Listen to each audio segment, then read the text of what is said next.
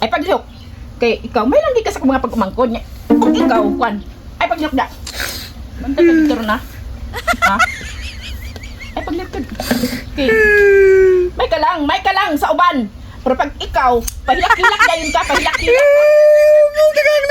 Sumbang dito. Pagilabot mo ka. Ha? Yun sa nimong pag-alot akong mga pagumangkon, ha? Tarong! Ay paglihok!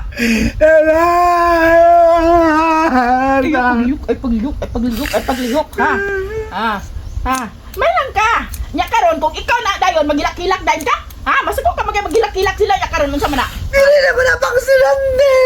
Ay, nang ikaw, hilabtunon ka magkay sa tanan. Bala ka. Oh, sige. Kay mo man yung magpangita. Kay kani mo kahilabtunon sa uban. Mo na diha. Sige. Tarong. Ay pagilak-hilak. Di kay pawon ta pa ka. Lan mo tapos magilak-hilak mo ka. Ami lang imong bok. Isumbong ka ganyan. Dani ka magsumbong-sumbong din ka. Nga ang imong mga kuan, ang mga pagangkon, diyon sa man mo. Ha? Ami na bika tupan upawan. Ay paglihok. Ay paglihok.